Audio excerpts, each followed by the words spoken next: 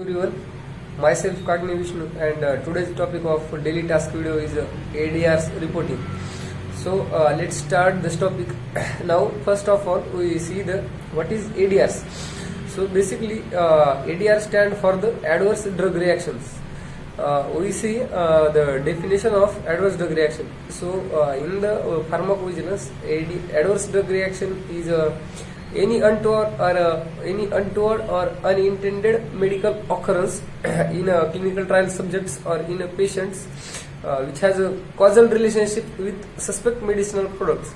So this is known as the adverse drug reactions. Now we see who can report the adverse drug reactions.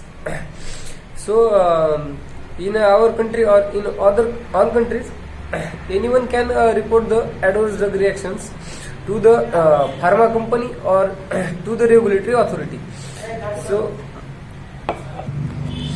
So patients can self-report the adverse drug reactions. Otherwise, if patient are serious and he is not in the situation, or he is unconscious, so the friends of patients can also report the adverse drug reactions. And other healthcare professionals means doctors can also report, nurse can report the adverse drug reaction of patients, and otherwise also the pharmacist should be report the adverse drug reactions. Now we see the whom to report. So basically adverse drug reaction is reported to the MAH. MAH means market authorization holders or pharma company. And the second one is to the regulatory authority. Example, India's regulatory authority is CDSCO, which stands for Central Drug Standard Control Organization. So now next point is, let's see the how to report. So there are various types of adverse drug reaction reporting forms. Secondly, we can report with the help of mobile applications and also with the help of social media, and we also report directly to the regulatory authorities toll-free numbers which is provided by regulatory authority, and also on the website of regulatory authority we can report the adverse drug reactions. So now next point is, let's see the what information should be reported. So first of all, any information should be reported due to the overdose of drugs, abuse of drugs, and misuse of drugs, drug used in pregnancy and occurs ADRs. So this information should be reported. Even if there is no adverse drug reaction should be occurs in pregnancy. So this information also should be reported to the pharma company or directly to the regulatory authority. Now next point is, let's see the which forms are present for ADR reporting forms. So there are basically two types of form. First one is voluntary forms, and second is mandatory forms. So first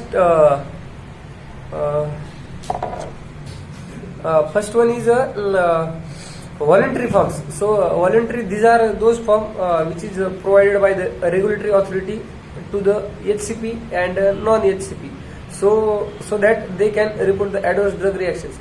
Like example, MedWatch form. It is also two type. MedWatch 3500 for the HCP in the US, and the second one is 3500B is present for the non-HCP or consumer. So next is mandatory form. Second type of ADR reporting form is a mandatory form. So mandatory form, these are those forms which is provided by the regulatory authority to the market authorization holders, MAH, or pharma companies. Example, Siwam's forms and MedWatch 3500A. So these are the some points. These are the some forms which are used to reporting the adverse drug reactions. So now one main point, basic point, let's see. what is the minimum criteria for reporting of adverse event or adverse drug reaction? So basically main basic 4 points. First one is patient should be identifiable, means initials of patients, hospital numbers, age, name, etc.